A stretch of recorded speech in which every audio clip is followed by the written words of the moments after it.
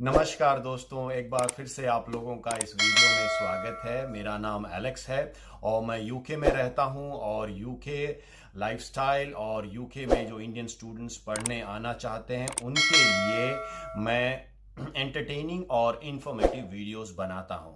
मेरे चैनल का नाम है यूके की जिंदगी। आप लोगों का सबका इस वीडियो में स्वागत है। दोस्तों, आज जो मैं टॉपिक आप लोगों के बीच में डिस्कस करना चाहता हूं वो है वीज़ा क्रेडिबिलिटी इंटरव्यू। जब आप अब नए सिस्टम के थ्रू जब आप वीज़ा अप्लाई करेंगे तो आपको सबसे पहले CAS मिलना होगा। कैस जो है उसको कहते हैं confirmation of acceptance for studies. उसके बाद उसे ही ऑफर लेटर भी कहते हैं। तो एक बार आपको कैश मिल गया और उसके बाद आपने अपना इंग्लिश प्रोफिशिएंसी प्रूव कर दिया, यानी IELTS आपने पास कर लिया, और या आपने अपना हाई स्कूल जो भी आपने दिखाया वहां पर और वहां की यूनिवर्सिटी ने आपके इंग्लिश स्टैंडर्ड को एक्सेप्ट कर लिया और आपके पास फंड्स है। अगर ये तीनों स्टेजेस आपने क्रॉस कर दिया तो आपको अब वीजा के लिए अप्लाई करना होगा। एक बार आपने सारे डॉक्यूमेंट्स सबमिट कर दिया तब आपको वीजा क्रेडिबिलिटी इंटरव्यू के लिए बुलाया जाएगा। तो वीजा क्रेडिबिलिटी इंटरव्यू क्या होता है और उसमें क्या क्या बातें जरूरी है हमें जानने के लिए, उन बातों को मैं आज आपके बीच में डिस्कस करना चाहता हूं। तो दोस्तों, वीजा क्रेडिबिलिटी इंटरव्यू कहां पर होता है? Visa credibility interview VFS centre में होता है।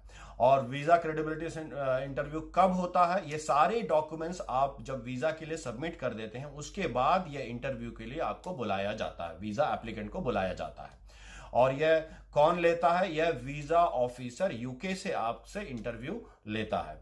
और कैसे यह इंटरव्यू कंडक्ट किया जाता है? आपको VFS सेंटर में एक अलग से कमरे में कंप्यूटर आपको दिया जाएगा और हेडफोन्स दिया जाएगा और आपको वहां बिठाया जाएगा और साथ में आपसे वीजा ऑफिसर जो है यूके से सारे सवाल पूछेंगे और आपको उसके जवाब देने होंगे। आप अकेले ही, यानी वीजा एप्लीकेंट अकेले उस कमरे में होंगे और उसे ही सारे जवाब देने होंगे और इसमें आप किसी और की मदद नहीं ले सकते।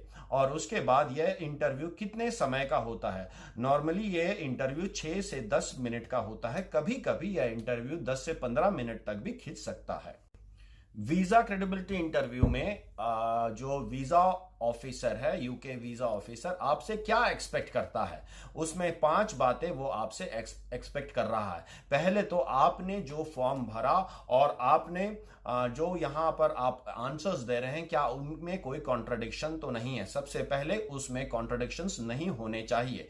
दूसरी बात जो है वो आप कितनी अच्छी इंग्लिश बोल पा रहे हैं वो ये चेक करना चाहता है। तीसरी बात, आपका क्या मोटिव है यूके में पढ़ाई करने का, तो वो भी आपसे वो चेक करना चाहता है। और चौथी बात जो है, आपका जो फंडामेंटल नॉलेज है about the course and university, ये आपके वो चेक करना चाहता है। और पांचवी बात जो है वो आपको वो कन्विंस होना चाहता है कि आप एक जेन्युइन स्टूडेंट हैं और आप सिर्फ स्टडीज के पर्पस से ही यूके आ रहे हैं और आपका कोई और दूसरा हिडन मोटिव नहीं है। तो आपको इस इंटरव्यू में कैसे भी उस यूके वीजा ऑफिसर को कन्विंस करना है कि आप वहां पर, आपका एक ही लक्ष्य है कि आप वहां पर पढ़ना चाहते हैं और अपनी स्टडीज के लिए आप यूके जा रहे हैं। दोस्तों, मैं आप लोगों को कुछ टिप्स देना चाहता हूं वीजा क्रेडिबिलिटी इंटरव्यू के लिए। सबसे पहला जो टिप है, आप अपने आप को कंफर्टेबल करें और आप आराम से बैठें। देख लें, हेडफोन्स चेक कर लें, क्या आपको वो बंदा ठीक से दिख रहा है, वो सारी बातें आप पहले चेक कर लें। अपनी कंफर्टेबिलिटी जो लेवल है, आपको बहुत ठंड तो नहीं लग रहा है, ये सारी चीजें आप वहां पर चेक कर लें। दूसरी बात जो है वो आपको देखना है कि आपको उस जो बंदा आपसे इंटरव्यू ले रहा है, यानी वीजा ऑफिसर के सीधे आंखों में देखकर आपको कॉन्फिडेंटली बात करना है। आपको उससे नजरें नहीं चुराना है। तीसरी बात जो है, आपको अगर कुछ चीजें समझ में नहीं आ रही है तो आप कृपया कर सॉरी ना बोलें, आप एक्सक्यूज मी ना बोलें, आप क्लियरली बोलें pardon me, can you repeat this for me. आपको क्लियरली बोलना है pardon me, can you repeat this for me. तो वो वीजा ऑफिसर आपको क्वेश्चंस रिपीट करके आपको देगा ताकि आप उसका दोबारा आंसर दे सकें। उसके बाद अगर आप उसमें कोई भी तथ्यों को छुपाएं ना और पूरा सत्य बोलें। बिल्कुल वहां पर आप झूठ बोलने की कोशिश ना करें, क्योंकि अगर आपके आंसर्स में कोई कॉन्ट्रडिक्शन है तो आपका वीजा रिजेक्ट हो सकता है। और आपको जानकारी होनी चाहिए कि आप किस यूनिवर्सिटी में जा रहे हैं और आपका क्या कोर्स है। तो सारी जानकारियां आप पहले से हासिल कर लें ताकि आप जब जवाब दें तो पूरे कॉन्फिडेंस के साथ आप जवाब दे पाएं।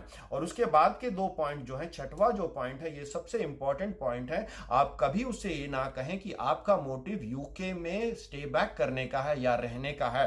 लेकिन अगर वो जब आपसे पूछता है तो आप ये भी ना कहें कि मैं नहीं रुकूंगा। आपको वो बहुत डिप्लोमेटिकली वो आंसर करना है। इसका मतलब मैं आपको बताता हूं कैसे आपको वो आंसर करना है।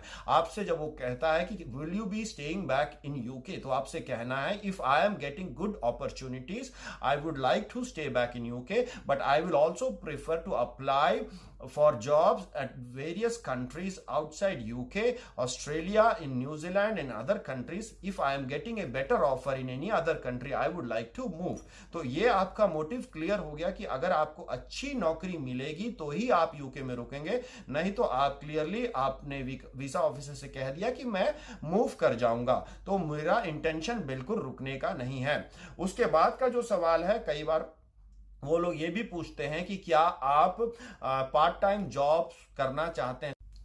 आप कभी भी वीजा ऑफिसर से ये ना कहें कि मैं पार्ट टाइम जॉब करके अपना एक्सपेंसेस पूरा करूंगा। अगर वो आपसे पूछता है will you be doing part time jobs, तो आप ये भी ना कहें कि मैं नहीं करूंगा। आप कहें कि if I am getting time after my studies I would like to do part time job, but the part time job is not my priority, my first priority is studies. ऐसा उसे क्लियर कर दें। और उसके बाद आपका जो answers है वो सिंपल और शॉर्ट रखें, बहुत एलोबरेट आंसर्स ना दें ताकि वो कंफ्यूज हो जाए और आपका वीजा रिजेक्ट हो जाए। दोस्तों आइए हम लोग क्वेश्चंस देखते हैं कि वीजा क्रेडिबिलिटी इंटरव्यू में किस प्रकार के सवाल पूछे जाते हैं।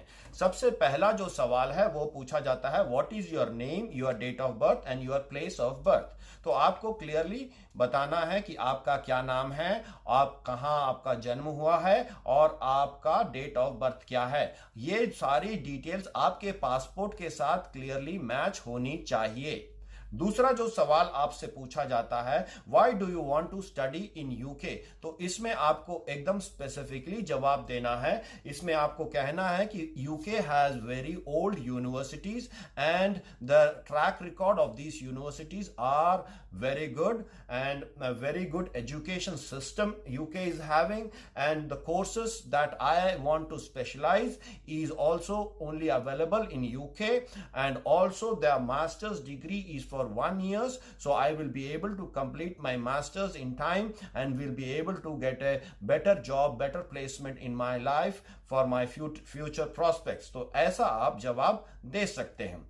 उसके बाद जो तीसरा जो सवाल आपसे पूछते हैं वो है why did you choose this university और college, how did you find about it. तो आपको उसमें भी आपको सही जवाब देना है कि आपका इंटरेस्ट क्या था, आपने किस एरिया में, जैसे कोई बंदा अगर कंप्यूटर साइंस में लेता है तो आपको क्लियरली कहना है कि I was interested in computer science and this university was ranked one of the best in computer science studies, so I have chosen this university, and this university is having recognition and ranking, so that's the reason why I chose this university. So I did some research. How did I find out about this university? I did some research. I asked some few of my friends, so they all suggested about this university, and that's why I have chosen this university. तो चौथा जो सवाल है वो आपसे पूछा जाता है where is this college and university located. तो आपको एग्जैक्टली पता होना चाहिए। मान लो अगर आप कहते हैं कि ये आप यूनिवर्सिटी ऑफ बर्मिंघम में पढ़ने जा रहे हैं, तो बर्मिंघम कहाँ एग्जैक्टली लोकेटेड है, गूगल मैप से भी आप कह सकते हैं कि भाई ये इस सिटी के पास में है या इस सिटी से इतनी दूर है। इस तरह के सारे डिटेल्स आप उन्हें बता सकते हैं, और आप ये भी बता सकते हैं कि आप हीथ्रो एयरपोर्ट से बर्मिंघम यूनिवर्सिटी कितना दूर है। तो ऐसी सारी डिटेल्स आपको वहां पर बतानी होगी। दोस्तों उसके बाद का क्वेश्चन आपसे ऐसा पूछा जा सकता है कि do you no anyone who has already studied in this university. तो आपको ये, अगर आप किसी को पहले से जानते हैं तो आप उसका रेफरेंस दे सकते हैं और उसके बारे में सारी डिटेल्स आप बता सकते हैं। अगर आप किसी को नहीं जानते हैं तो आप कहें कि बोल्डली कहें कि मैं किसी को नहीं जानता, no I don't know anyone in this university, but I did some research and I have found some the numbers of some of the professors and I spoke to them and I was impressed by them and that's why I am applying to this university, ऐसा आप कह सकते हैं।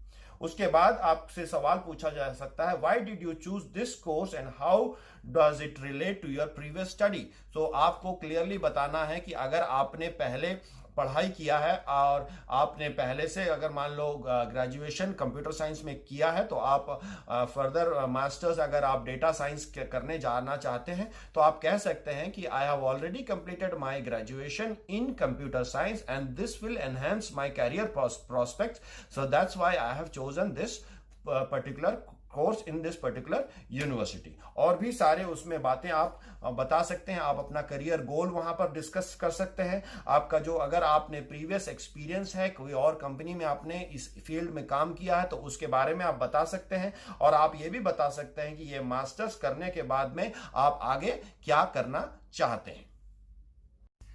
दोस्तों, ये जो 4 सवाल अभी मैं आपसे डिस्कस करने जा रहा हूं वो सबसे महत्वपूर्ण सवाल हैं, 4 जो वीजा क्रेडिबिलिटी इंटरव्यू में पूछा जाता है। तो ये 4 सवाल हैं, do you have any gap in your studies.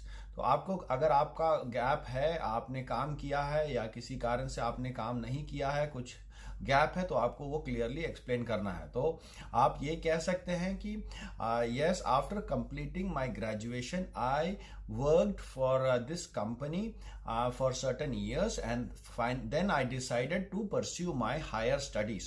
So now I have decided to do my masters in UK and so there is a gap of 2 years. ऐसा करके आप कह सकते हैं। So उसके बाद का जो सवाल है, are you planning to stay back in UK after your studies for work and to settle. तो ये जो सवाल में आप डायरेक्ट आंसर कभी ना करें कि मैं वहां काम करना चाहता हूं या सेटल करना चाहता हूं। तो आप उसमें ये कह सकते हैं कि as I will be getting a 2 years post study work visa, I would like to gain some experience and then I will consider global companies where I can settle. I will be looking for placement in different countries and whichever is a promising placement I will get, I will be settling for that. तो ऐसा करके आप जवाब दे सकते हैं। उसके बाद का जो क्वेश्चन है वो भी बहुत इंपॉर्टेंट है, who is financing your studies। तो उसमें आपको साफ बताना है कि my parents are going to finance my studies and I have already submitted a detailed bank statement for my funds, ऐसा करके आप कह सकते हैं। और उसके बाद जो आखिरी जो सवाल है उसमें भी, वो भी एक बहुत इंपॉर्टेंट सवाल है, do you know how many hours you are allowed to work during your studies. So ये आप सवाल जो है, इसमें आपको ये नहीं कहना है कि मैं पार्ट टाइम जॉब करके अपना फीस भरूंगा, ऐसा कुछ नहीं कहना। उसमें कहना है कि my first priority is studies, if I am getting time after my studies I would like to work my part time jobs. I know that I can not do a full time job when I am studying, but during my holidays I can do full time jobs. So during my part time jobs of 20 hours a week I would like to do whenever I will be getting the opportunity।